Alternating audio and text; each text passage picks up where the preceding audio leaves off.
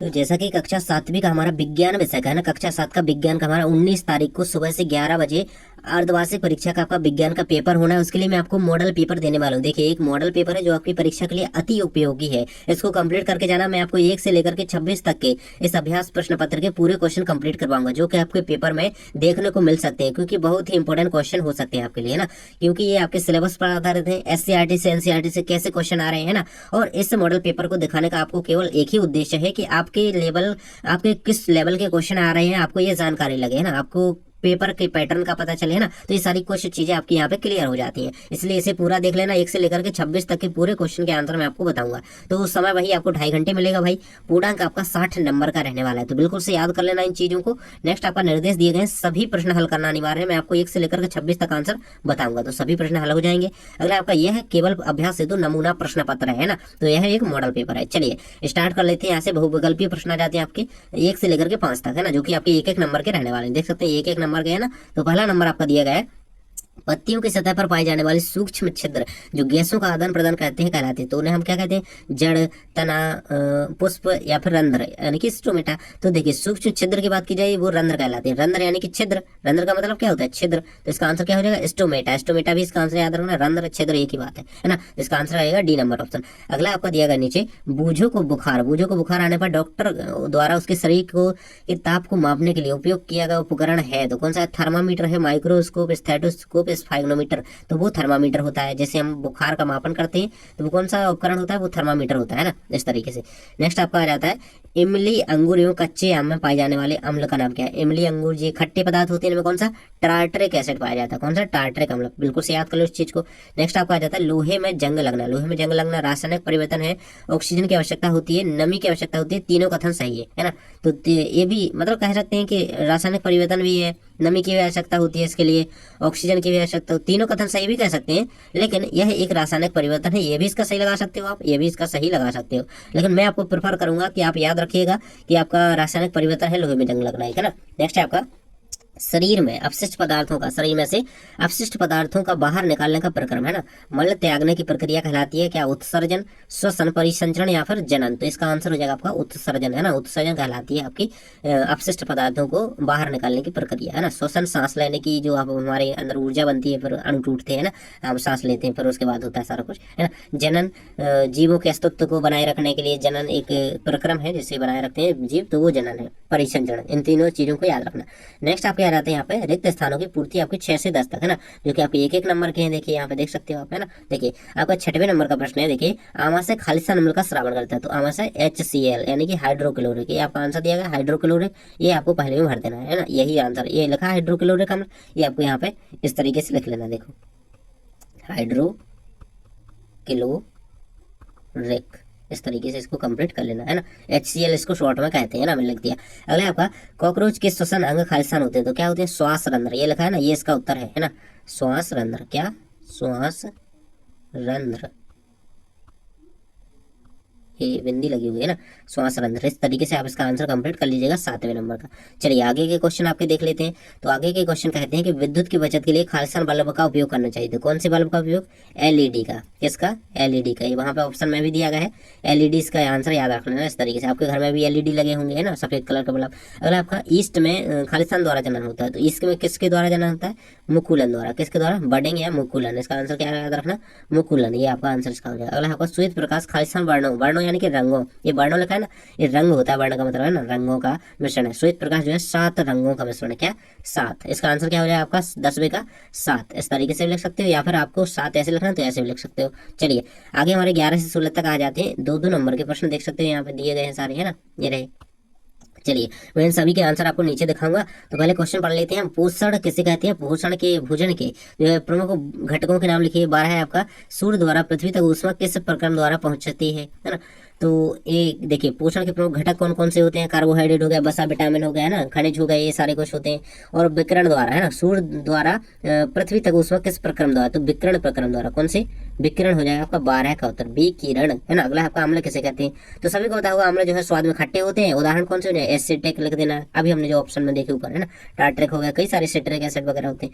चलिए मैं आपको 11, 12 और 13 इन तीनों का आंसर आपको नीचे दिखा देता हूँ लिखा हुआ कि आपको लिखना कैसे है। देखिए तो ये रहेगा आपका उत्तर माला में 11 का आंसर दिया गया। सजीव जो पोषण पूछा गया था आपसे ना, पोषण किसे कहते हैं, तो सजीवों द्वारा भोजन ग्रहण करने एवं इसके उपयोग करने की विधि को पोषण कहते हैं।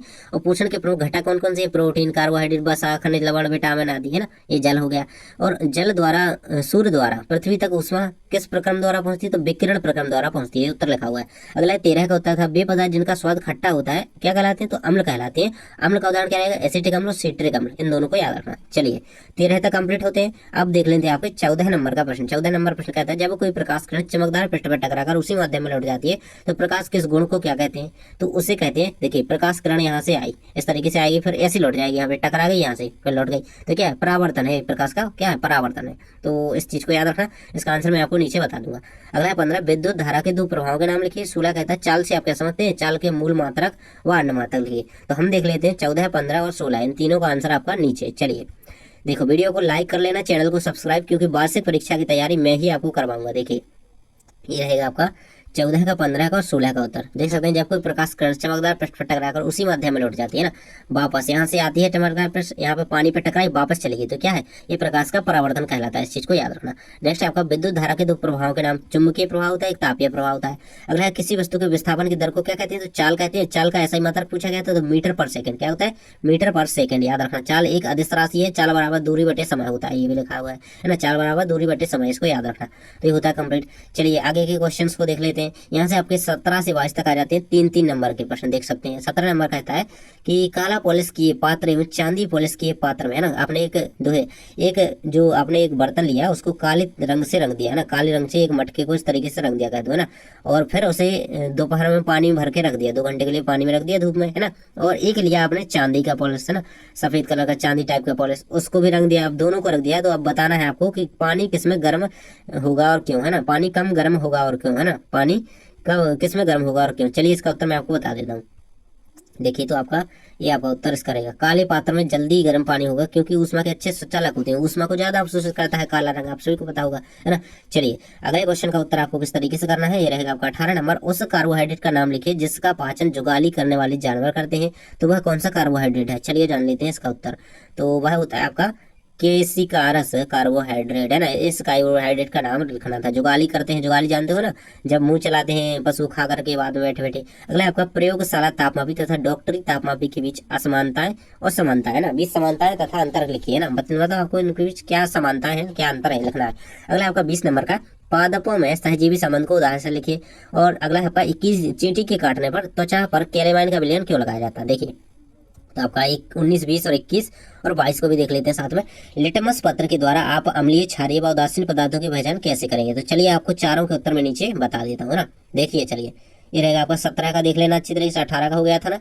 अब देखो लो भाई 19 का रहेगा, डॉक्टरी थर्मोमीटर में सिर्फ शरीर का तापमान मापा जा सकता है ना, जबकि जो वो प्रयोगशाला तापमापी होता है इसमें अन्य जैसे पानी का नापना है ना, धूप का, तो ये सारे कुछ मापे जा सकते हैं, तब तक पानी का नहीं, है ना। ये रहेगा डॉक्टरी थर्मामीटर का परिसर कितना होता है, 35 डिग्री से 42 डिग्री सेल्सियस तक। इसमें क्या रहता है, प्रयोगशाला तापमापी का 10 डिग्री से -10 डिग्री से 110 तक, है ना, बहुत ज्यादा।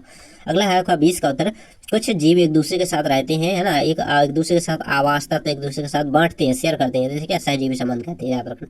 21 का उत्तर दिया है, चींटी के दर्द को दूर करने के लिए त्वचा पर कैलेमाइन विलयन लगाया जाता है, जो कि उसके अम्लीय माध्यम को दूर करता है, उदासीन कर देता है, याद रखना इस चीज को। अगला था आपका 22 का उत्तर। तो 22 का उत्तर लिखना है, अम्ल नीले लिटमस को लाल कर देते हैं, क्षारक जो होते हैं लाल को नीला करते हैं, अम्ल जो है नीले को लाल करते हैं। देखो उल्टा है दोनों, अम्ल कैसे होते हैं, खट्टे होते हैं, क्षार कैसे होते हैं, कड़वे होते हैं, है ना, ये नीले को लाल करते हैं, लाल को नीला करते हैं, है ना। और जो उदासीन होते हैं वो कुछ नहीं करते हैं भाई, वो उदासीन जो करते हैं उसका रंग रूप रहने देते हैं। आगे क्वेश्चन आपके आ जाते हैं 23 से 26 तक। देखिए 5-5 नंबर के प्रश्न आ गए अब आपके, है ना। देखिए 23 नंबर का प्रश्न है, लोहे को जंग से बचाने के लिए, है ना, लोहे को जंग लगने से बचाने के लिए आप क्या क्या उपाय करेंगे उसको लिखना है। चलिए नीचे देखते हैं। और 23-24 कहता है आपका मानव अस्थित तंत्र का नामांकित चित्र बनाइए भैया, तो प्रमुख अंगों के नाम भी लिखना है। चलिए देखते हैं। अगला है आपका कॉपर सल्फेट के क्रिस्टल कैसे बनते हैं, इसका वर्णन कीजिए। चलिए आपको उत्तर बताएंगे। परागण किसे कहते हैं, परागण के प्रकारों के नाम लिखिए। तो चलिए हम देख लेते हैं आपके कौन कौन से 23, 24, 25, 26 सभी के आंसर। तो भाई सब्सक्राइब नहीं कराया ना जिसने अभी तक, क्योंकि वार्षिक परीक्षा में आपकी तैयारी मैं करवाऊंगा, तो सब्सक्राइब अभी से कर लो ताकि आप लोगों को हर एक वीडियो मिल सके। देखिए 23 का उत्तर क्या रहेगा, रोकथाम। लोहे के जंग से बचाने के लिए आप क्या क्या कर सकते हैं, तो लोहे की वस्तुओं को हम ऑक्सीजन व जल अथवा दोनों के संपर्क में आने से बचाकर ही ऐसा हम मतलब उसको जंग से बचा सकते हैं।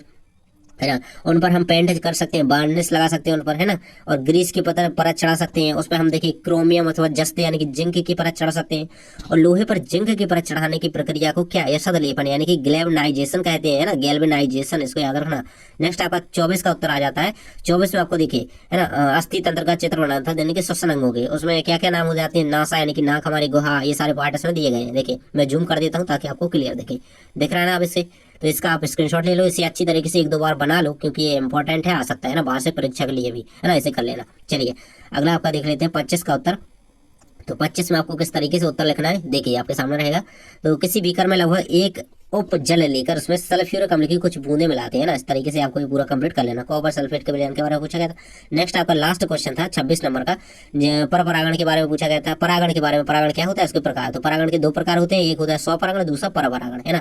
परागण है, यण नहीं है, ये क्या है, परागण। तो इस तरीके से इसको ये आके जगह गा कर लेना, ये कंप्लीट रहेगा, है ना। तो ये रहेगा आपका आंसर कंप्लीट। तो इस तरीके से आपके 1 से लेकर 26 तक मैं आपको कंप्लीट आंसर करवा चुका हूँ।